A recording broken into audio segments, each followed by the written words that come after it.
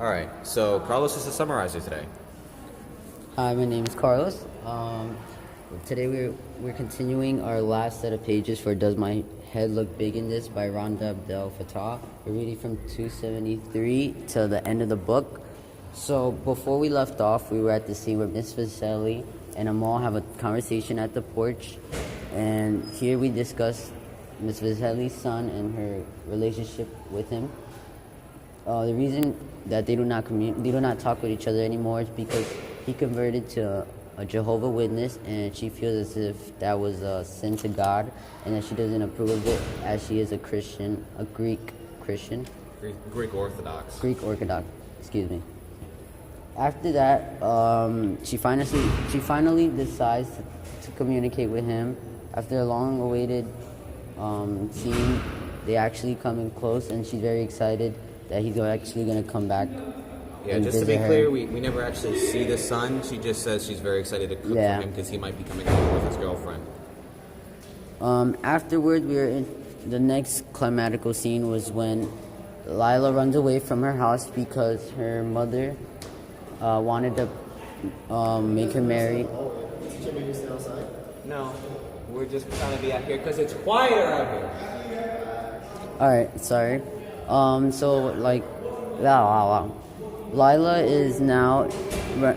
has run away from her house because her mother wants her to marry a man that she doesn't want to get with, who's an Arab American. Arab American. Wait, what is he? Arab. Arab American. I was thinking about Arab money.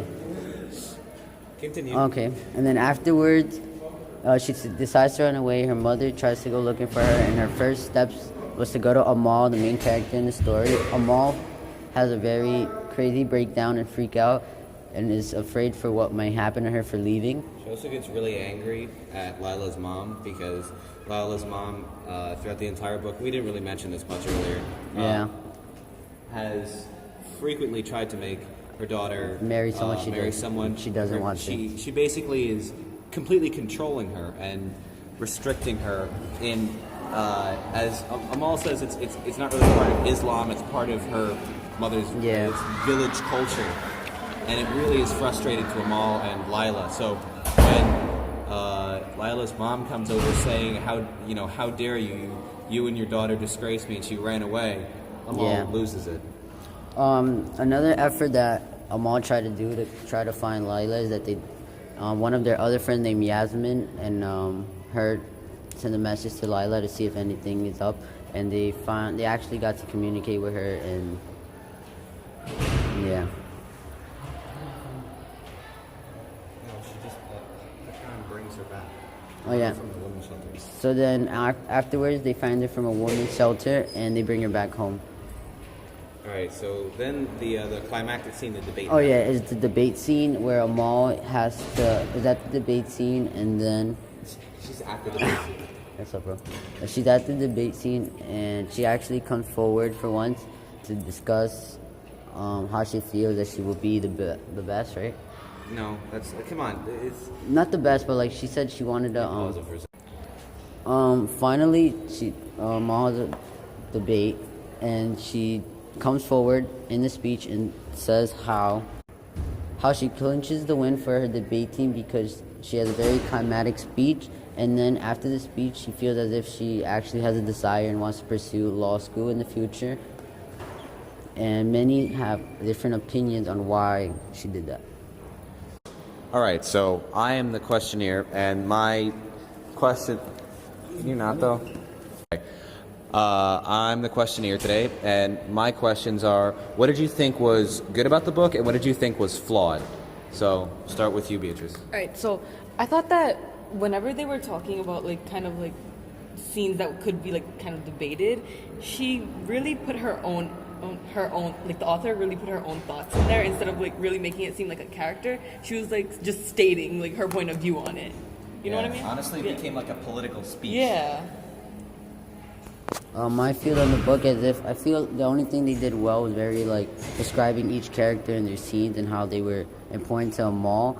But I feel they probably could have elaborated on more extra scenes, because at first they made it seem as if the book was gonna be about her and her flaws in high school. It did, but I feel as if they could probably have emphasized more with her relationship with Adam, because I think that's how most people would have felt that at the end they probably would have got together.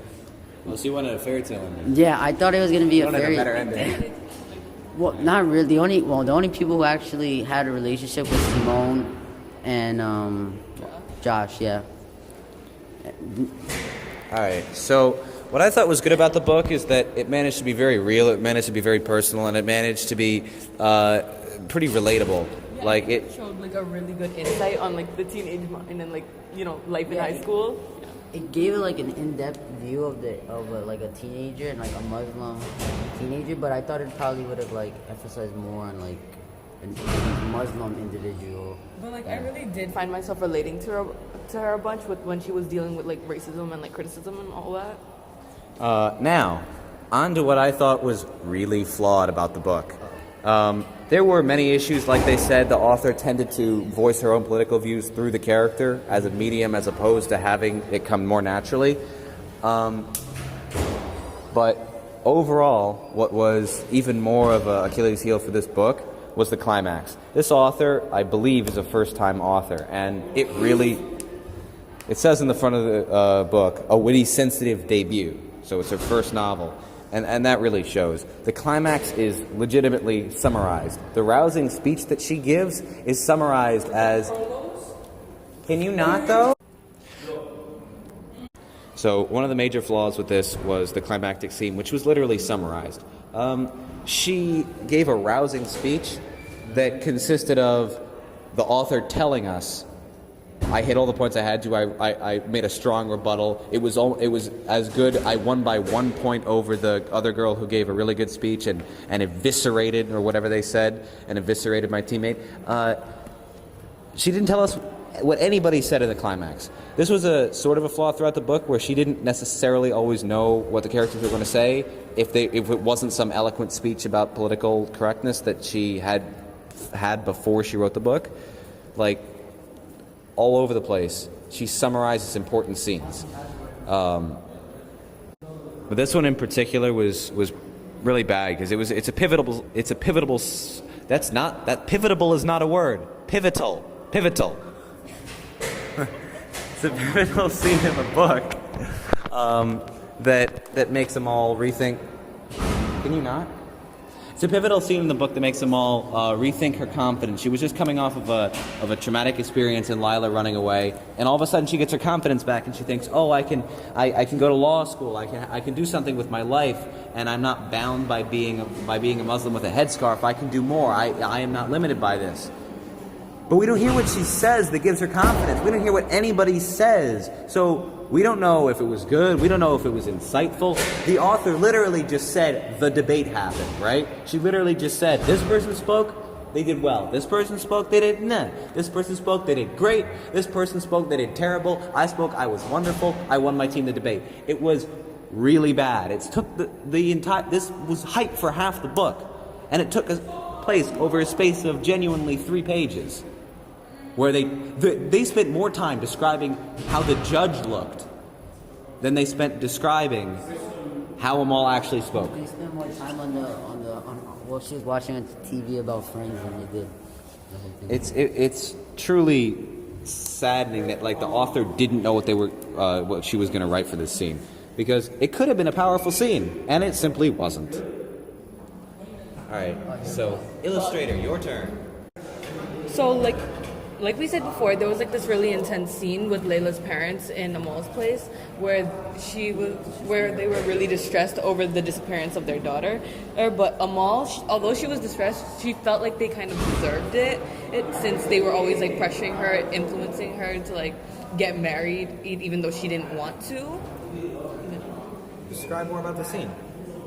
So there was a bunch of yelling and crying. And honestly, that was the extent of it. Like I said, the author summarized Amal's rant. It was sort of frustrating. You were expecting this like cathartic experience of Amal gets to yell at these people who were so frustrating to you the entire time. As the reader, you embodied some of the stresses that Lila was going through, and be like, you get angry along with her. But somehow the author managed to not make it like a good experience to have them yelled at. It was fun for Amal, but it wasn't fun for us. Come Like if I were to draw the scene, I'd depict Amal being frustrated at Layla's parents, and Layla's parents being there or crying over the fact that their daughter is missing, and maybe like a wedding ring to signify the fact that they wanted her to get married, and that's why she wasn't there.